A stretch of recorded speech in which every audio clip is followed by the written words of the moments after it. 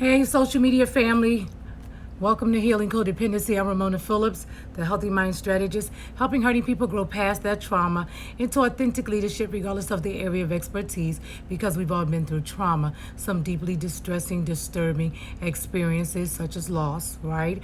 And such as toxic relationships, which I want to talk a little bit about that tonight, just setting healthy boundaries in relationships. In all of our relationships, it's important that we set healthy boundaries. So for some of you who don't know my story or know who I am, I saw my mother in abusive relationships at a very early age, and by the time I was about 30 years old, I decided to get some professional help, to get some therapy, because I was struggling with anxiety, and I was struggling with fear, and I was struggling with depression, right? Negative thinking, negative self-talk, and I was in a toxic relationship, a toxic marriage, and that wasn't helping. That was only triggering what I was already still sometimes reliving or experiencing from my childhood, right? So we all know what it feels like in other words, we all have our stories, and we all know what it feels like to go through something as little children. For many of us, it started when we were little children. We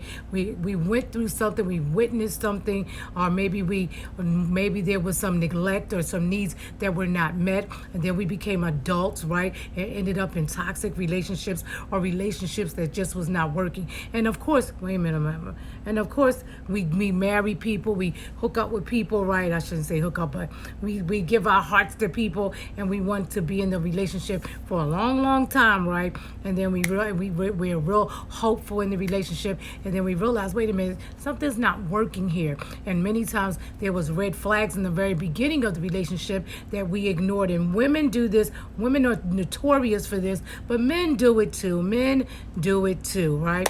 So anyway, I'm going to talk a little bit about setting healthy boundaries in relationships tonight, and then I'm going to go, because I'm not going to be here long, okay? And so some of you know my story, and I'm grateful today that I decided to get some professional help. Truly grateful that I decided to go into therapy and start my recovery journey over 29 years ago. Truly, truly grateful, because it shifted my life and it changed my life. Actually, this is October the 14th. On October the 14th, over 40 years ago, at 15 years old, I was attacked in my home on October the 14th. So this is the day that I could have been sleeping in my grave, okay? But God said, I don't think so. I got a plan for her life, and she belongs to me, and she's going to be around for a while longer. Anyway, so God is good. God is good. I give him all the glory, all the honor, and all the praise for helping me to get to that point of surrendering to him and say, God, I need your help. I know that there's more to life than this toxic relationship. I know that there's more to life than what I'm experiencing and how I'm feeling and what I'm thinking. And God knew that I was struggling with depression. God knew that I was struggling with a lot of negative energy, anxiety, and anger too from time to time. But he knew at some point I was going to surrender, and to God be the glory. I'm grateful for that. So Flack from setting boundaries. Let's talk a little bit about that. Let me address that a little bit. Sometimes we have set boundaries with people, and some people get a little annoyed about that. They call it flack, right? They give us some flack. So we need to know how far we'll go and how far we'll allow others to go with us. Once we understand this, we can go anywhere. Once we understand this, we can go anywhere. You want to hear that again? We need to know how far we'll go and how far we'll allow others to go with us. Once we understand this, we can go anywhere. Sometimes we get in these toxic relationships, especially if we, been through trauma and all of that, and nobody taught us how to have healthy relationships, and we end up in relationships with the wrong people, and then we just kind of sometimes just take way too much, or we kind of allow ourselves to be mistreated in some way, and deep down inside we know that it hurts, but we stay, right? So it's important that we learn the importance of our own self-worth and how to set healthy boundaries and when to pay attention to those red flags. We're supposed to always pay attention to red flags, right? But be willing to get honest with ourselves, get really honest with ourselves. So matter of fact, before I read that page, let me just share this with you. Okay, so some healthy steps to healing your relationship from codependency includes Start being honest with yourself and your partner. That's one of the things I had to do. I had to get honest with myself. It had been some time. I had 2 children already, but I had to get honest with myself. I wanted the relationship to work. I kept hitting the restart button. Okay, let's give him another chance. Let's give him another chance. Let's give him another chance. But I was hurting, and I wasn't getting my needs met. And he was in the street all the time, a lot, drinking and doing whatever it is he was doing. And he was doing that when I met him for the most part. So anyway, like I said, we don't know, a lot of times we don't know our worth, and we just, hook up with people, not really thinking things through, taking our time to get to know people, looking at the red flags at the very early stages of the relationship and pulling away from that relationship. Some people we can't even be friends with, okay? Or we're in a relationship, we finally get out the relationship, and yet we still trying to be friends. No. I have not been in a relationship where I thought I was comfortable enough to be friends afterwards. I was comfortable enough to pray for the person and wish them well, but I wasn't comfortable. I cannot say that my ex, my first husband passed away, but my second husband, we're not friends. He's just a part of my past. Okay, so anyway, start being honest with yourself. It's important that we're honest with ourselves. Are you really happy in this relationship? Be honest with yourself and be honest with your partner as well, the person you're in relationship with. Stop negative thinking. Pay attention to how we're thinking. What are we saying to ourselves? Are we blaming ourselves? Are we taking the blame for the other person as well? Right? Are we telling ourselves, well, this is the best I can do. I think I don't deserve. Are we thinking that we don't deserve better? Are we just beating up on ourselves, right? Are we having a lot of negative self-talk? It's important that we encourage ourselves just like David did, and be honest with ourselves and say, you know what, I deserve better than this, right? Don't take things so personally now. Okay, a lot of times we end up a lot of times we end up holding on to other people's stuff or taking responsibility for other people's stuff instead of setting the boundaries and giving them space to grow.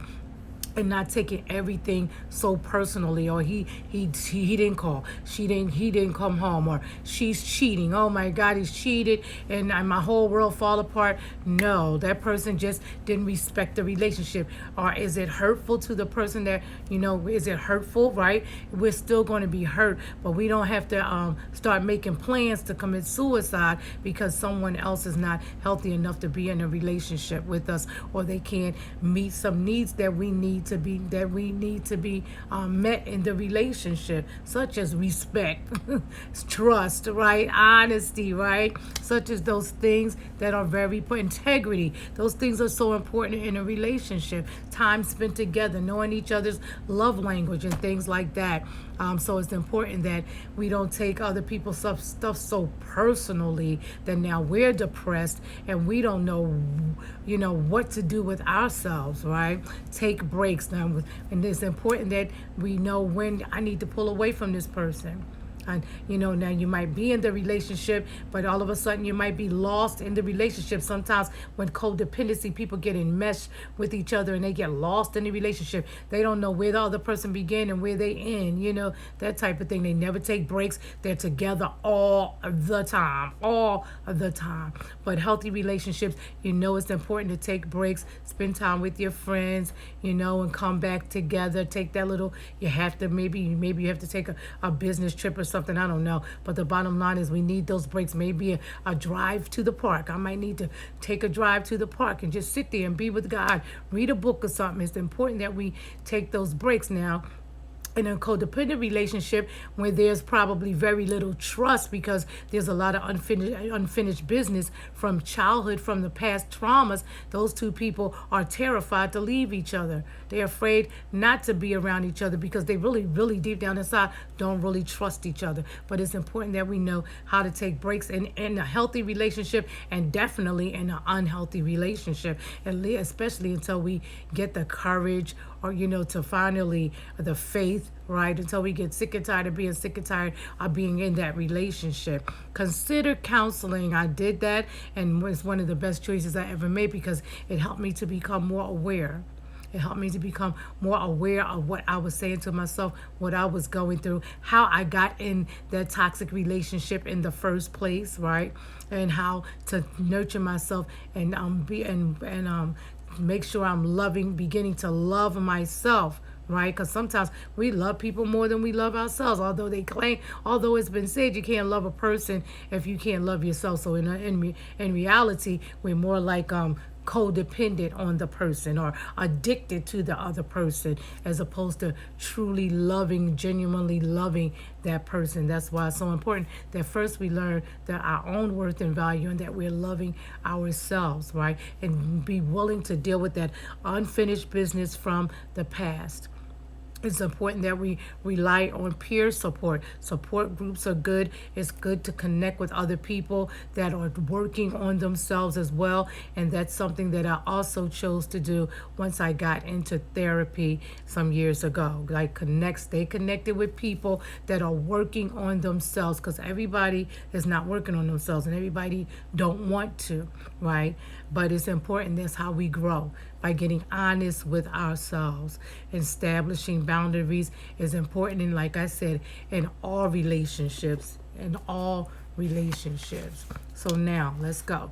When we own our power to take care of ourselves, set a boundary. Say no. Change an old pattern. We may get flack from some people, some family members or loved ones. That ex might get upset, or why we can't still be friends. I can't never call you. What? No.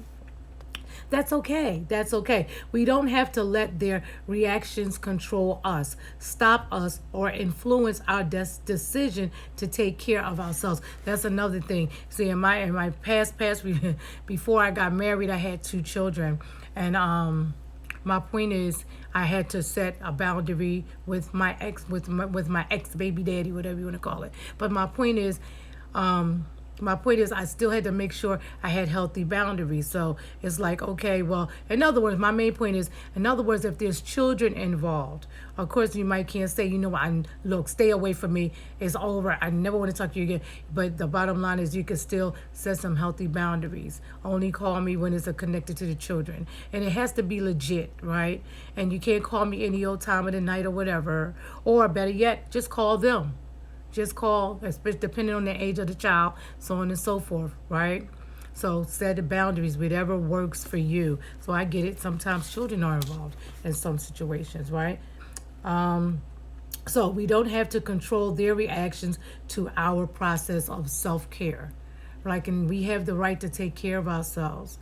And sometimes people get an attitude, what you mean? Because they're used to you being there for them. They're used to you telling them yes all the time, right? Now all of a sudden you're shifting on them. So I expect people to get a little attitude. It could be your best friend. I'm talking about boundaries in relationships, right?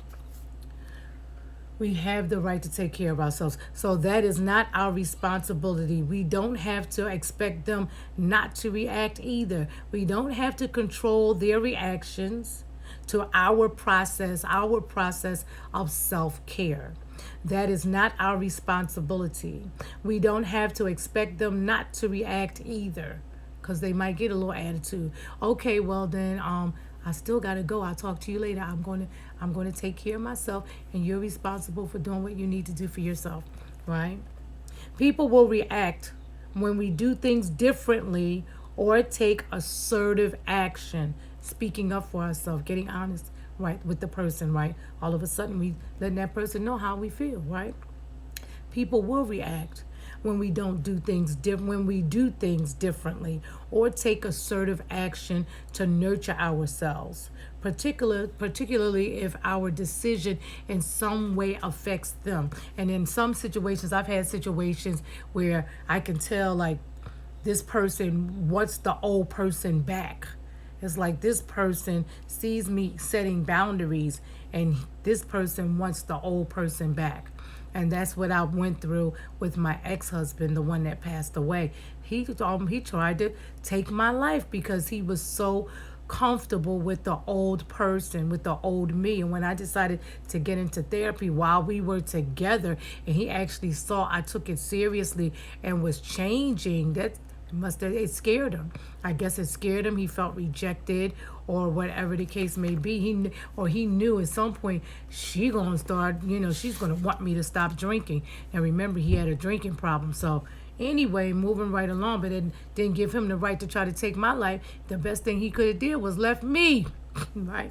So anyway, let them have their feelings. Still got to let people have their feelings. And it might be uncomfortable for us knowing that your sibling or your mom or your ex or your partner that you're with right now may still be with right now. You're trying to set some healthy boundaries. You still got to allow them to have their feelings, own their feelings, right?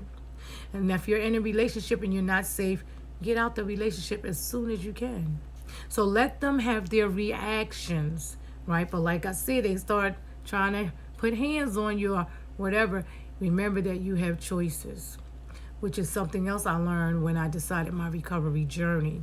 So, but continue on your course anyway. And that's what I did. I continued on my course anyway. And it wasn't an easy thing to do. And a lot of times I still felt a little nervous, a little anxious. But, I prayed and God helped me every step of the way. And I stayed connected to, I had healthy peer support as well, right? If people are used to us behaving in a certain way, they'll attempt to convince us to stay that way to avoid changing the system. If people are used to us saying yes all the time, then they may start mumbling and murmuring when we say no. I know a young lady who was friends with a young man, and he got married, right? They met in a club or whatever, having a good old time. They used to kick it from time to time, right? Meet up. And then he met someone, and at some point he got married. Well, this woman or whatever, she would just complain and complain and complain. She just couldn't understand why they couldn't just be friends anymore, because y'all was getting y'all freak on together. And how you think his wife is going to feel about that? You trying to still be friends with him, or you still calling him or whatever. Let's get honest, right? Get honest with our own self, right?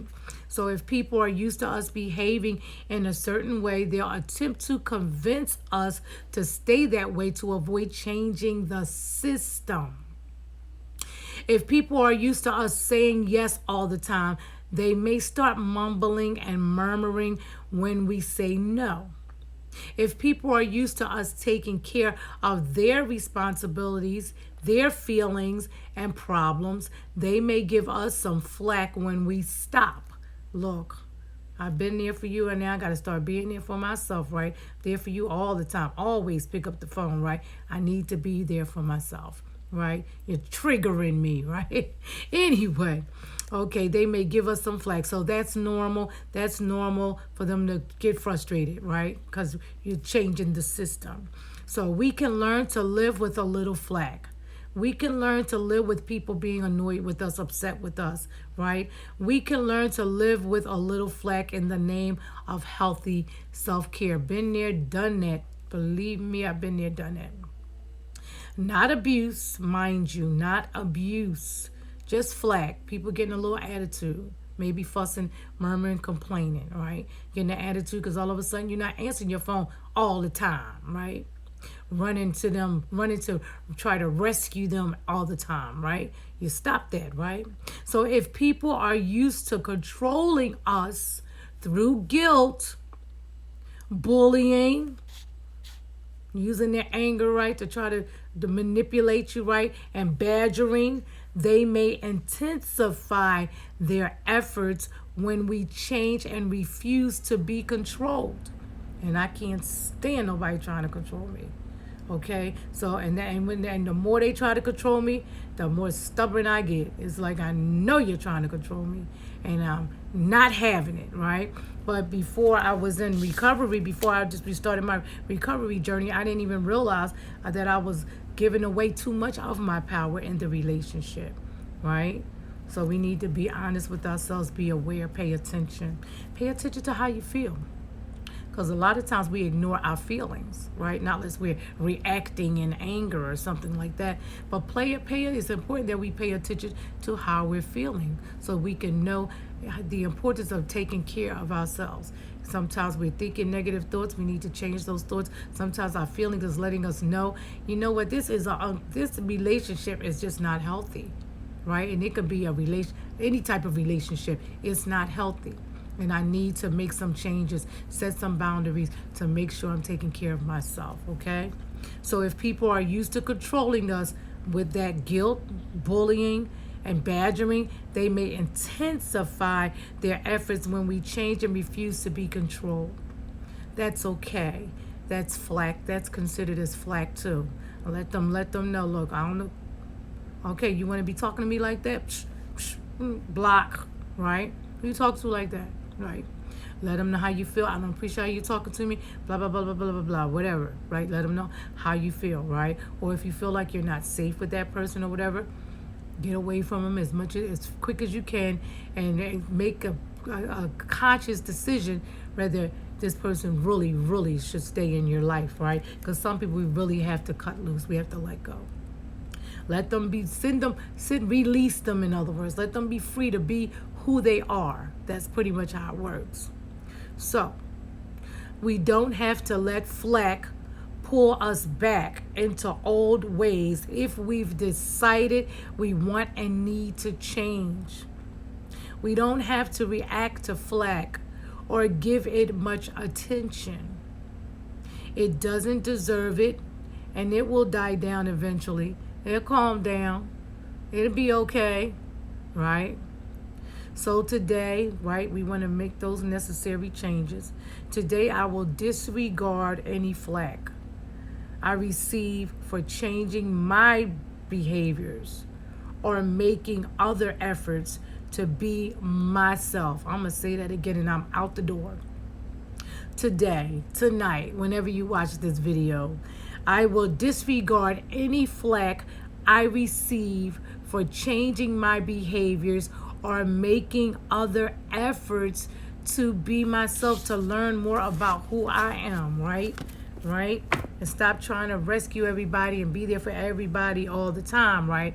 We don't want to try to rescue anybody anyway, but it's a healthy way to support people, and then there's an unhealthy way where sometimes we get lost in the relationship, right? And what that basically means, we're giving away so much of our power, and then the person gets frustrated, try to guilt trip us and manipulate and control and all of that. And believe me, that is not love. That's not love. Just like my husband trying to take my life, that is not love. He knew he wasn't treating me right. He used to look at me every once in a while feeling a tad bit guilty and say, for what it's worth, I do love you.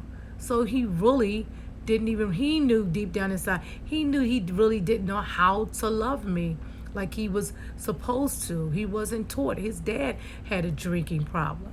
So why didn't he just let me go? Right? So anyway, sadly to say, he was in a terrible accident and he ended up dying as a result of his injuries. And I still grieve the relationship, because we have to still grieve. Grieving is grieving, right?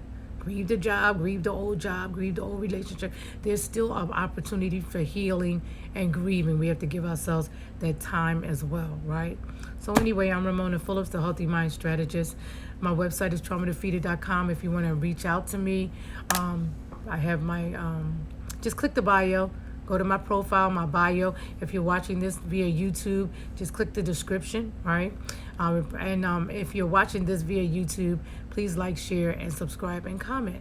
And I'm going to see, depending on what you say, I'm going to comment back. If you're being rude and disrespectful, I'm going to ignore it, okay? Anyway, I'll talk to you guys later. I'm Ramona Phillips, the Healthy Mind Strategist. Thanks for joining. See y'all.